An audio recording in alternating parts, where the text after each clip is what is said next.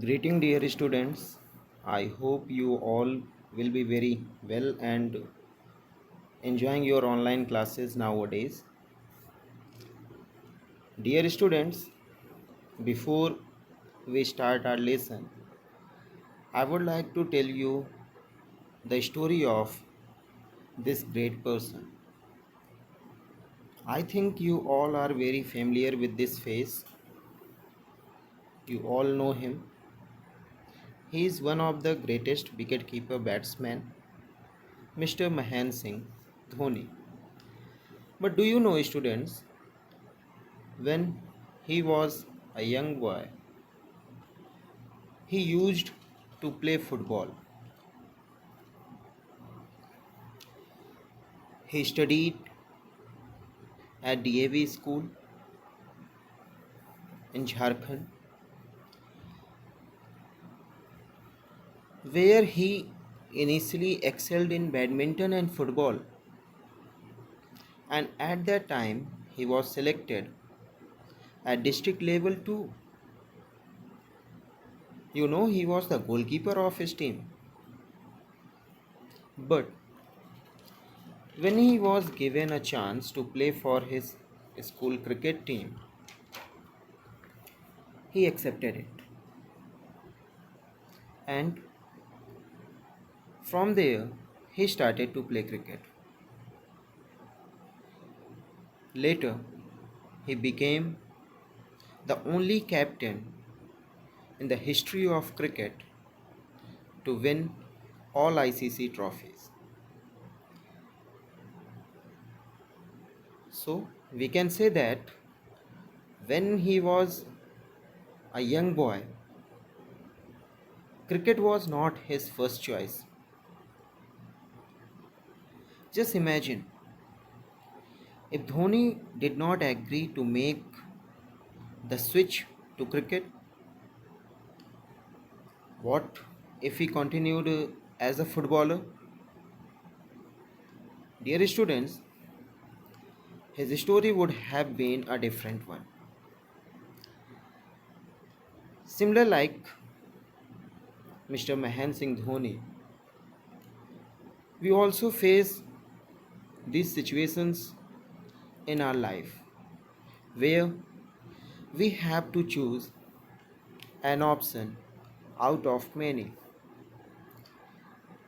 Dear students, today the poem that we are going to discuss conveys the same message. The poem The Road Not Taken, written by Robert Frost, it relates with a life. Before we start our lesson of poem, first we will discuss about the poet Robert Frost. Robert Frost was born on 26 March 1874 in California, United States. His full name was Robert Lee Frost. When he started his writings and was looking for the publishers to publish his books, his writings, he didn't get anyone. There was no one who published his writings, and so he made a decision. In 1912, he shifted to England and there he published his first two writings, first two poems, and because of those two poems, he got the fame, he became famous there, and then during the First World War in 1915, he returned back to USA. Dear students, do you know Robert Frost is the only poet who won 4 Pulitzer Prizes and was nominated 31 times for Nobel Prize in Literature. Robert Frost died on 29th January 1963 in Boston, United States.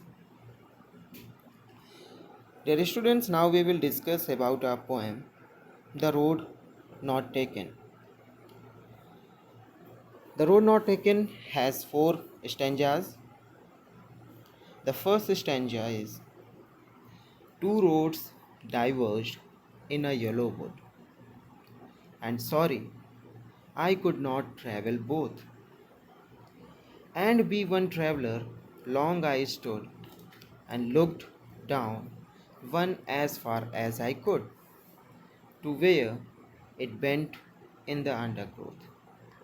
Dear students, before we discuss the explanation of this stanza, first we will see what the meaning of the difficult words. The first word is diverged. The meaning of diverged is separated or divided. Here, the word a yellow wood shows that it was the autumn time and all the leaves were yellowish in color. Bent, bent means curved, and the word undergrowth means the dense growth of trees, small plants, and bushes. In this stanza, the poet says that once, when he was passing through a forest, he saw a diversion. As you can see in the picture, that the road on which the poet was traveling, walking, is divided into two different paths. When he reached at that point where the road was diverged, he got confused. He was thinking which path he should take, which path would be fruitful for him. So he stood there for a long time and wanted to check the both paths. As the poet was one person, it was impossible for him to travel the both paths, and so he felt sorry. He stood there for a long time and checked the paths to where the paths were hidden in the dense growth of trees and small plants. With this stanza, the poet wants to convey that in our life we also face such kind of situations where we have many different options in front of us and we have to select one out of them. Students, think about your future time when you will get past the class 10th and you will have different streams to select, like you will have maths stream, there will be bio and commerce, or you can say other streams, humanities and all like. So when you will have these options in front of us, you will select one out of them. That will be the same situation for you as the poet had. You will have to select one out of your options and that will decide your future. So, as the poet did, he observed both paths very carefully. He stood there for a long time. He took his time. He checked both paths to that point, to that extent, to where he could see. We also have to check all our options very carefully so that in future when we will look behind we will not feel regret. The literary devices that are used in this stanza. First we will discuss the rhyming scheme of this stanza. Students, if you see the first, third and fourth line, the last word would, stood and could are the words which make same sound. Similarly, in second and fifth line, the words both and undergrowth make same sound. So we can say the rhyming scheme of the poem is A, B, A, A and B. So rhyming scheme is A, B, A, A, B. The figure of speeches used in this stanza. First one is imagery. Dear students, imagery is a kind of figure of speech where poet imagines something. As in this stanza, the poet imagined that he was passing through a forest and there he saw the diversion. The next one is metaphor. The two roads are compared with the options that we face in our life. Now we will move to the next stanza. The next stanza is then took the other as just as fair and having perhaps the better claim, because it was grassy and wanted wear, though as for that the passing there had worn them really about the same. Dear students, the meaning of fair is same as good, like the other one, like the first one. The meaning of claim is better option. Wanted wear is, or the meaning of wanted wear is walked over, or you can say it was not used before.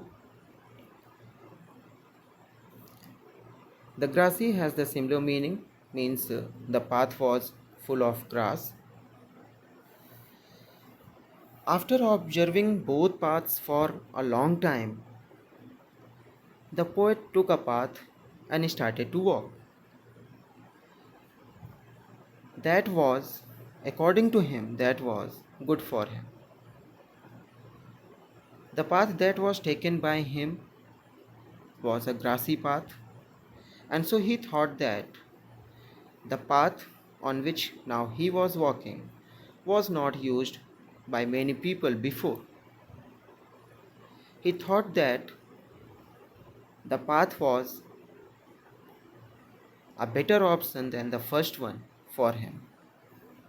But after a while, he thought that the first one was similar like that path on which he was at that time.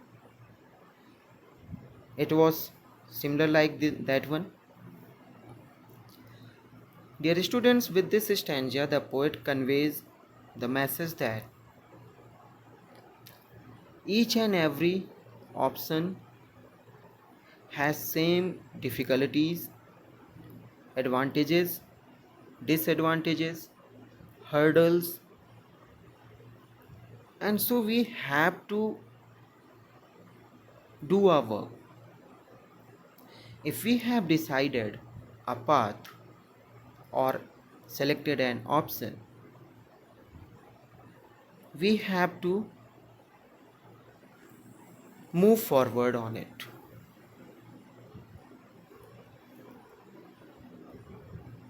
In this stanza, the poet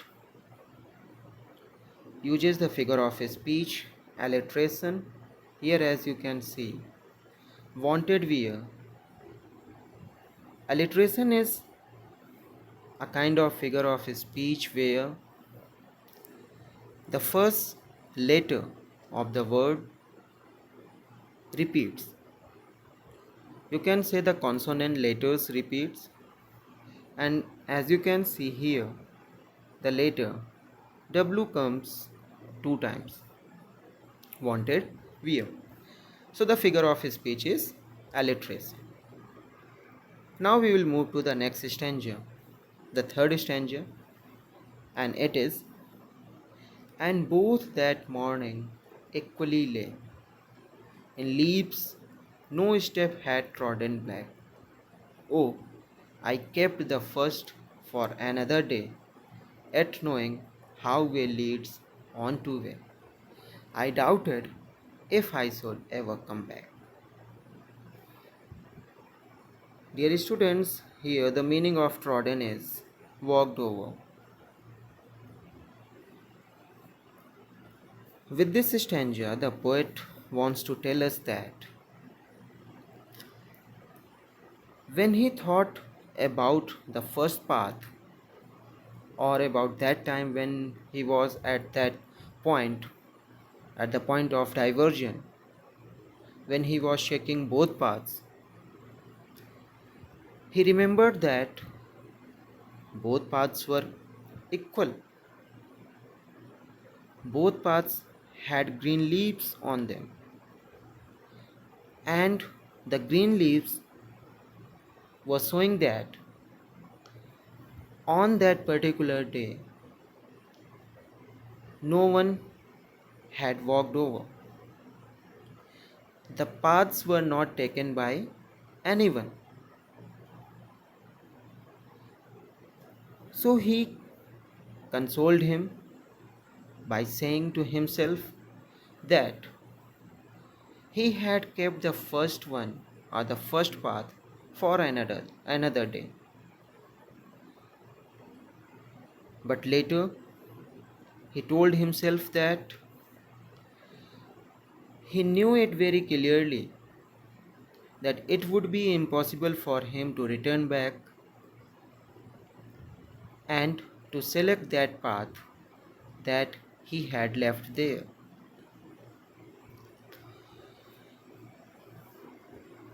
Dear students, when we select or choose an option, it leads us to many other options. And when we start walking on a path or with an option, we see that that option leads us to the other options in the same field where we will face the same situation again.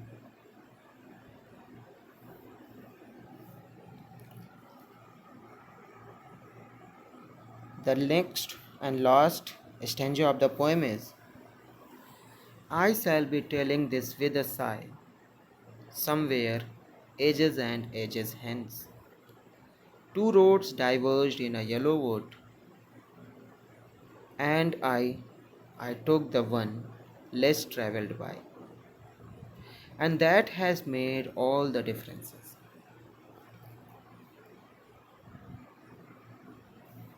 The poet here tells us that when after many years he will look behind, he will think about the time.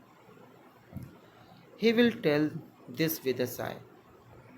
Dear students, the meaning of the sigh is taking deep breath, or you can say feeling relaxed. So when after many years in future, the meaning of hence is here in future. So in future when he will look behind and he will tell about that day, he will feel relaxed, and the decision that he made on that particular day made all the differences in his life. And because of that decision, because of that his selection, he got the fame, the success. You can relate this with his own life. As I told earlier when we were discussing about the author, when he was in USA and wanted to publish his books, he didn't get anyone. And at that time, he had two options: either to stay in USA and keep searching for the publishers, or to move to England. He selected the second one and moved to England. There he published his books, became famous, and then returned back.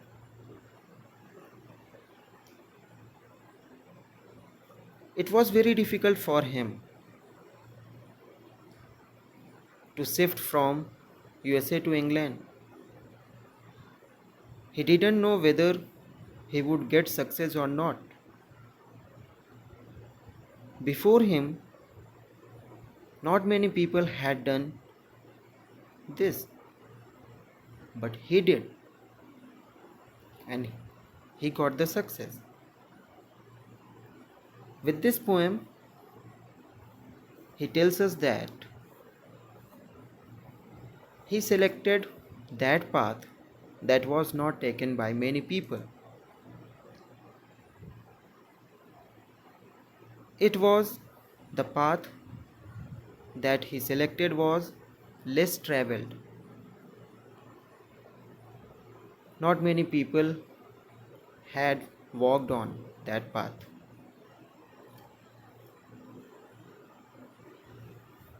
The meaning of this poem is that when you will grow up and you will think about your old days, you will think about your decisions. You will think about those times when you would or you could choose the best options.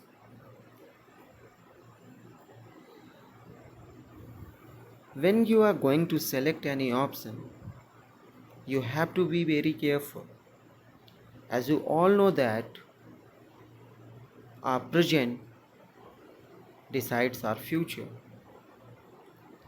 What we do in our present will change our future. If we select a wrong path today, it will definitely make us to regret in future. And so, when we have the chance, when we have the options, the choices to select, we have to be very careful. We have to observe each and every option very carefully so that it will not ruin our future. Dear students, this is all for today. We'll discuss the next chapter in our next class. Till then, thank you and have a good day. Thank you, students, once again.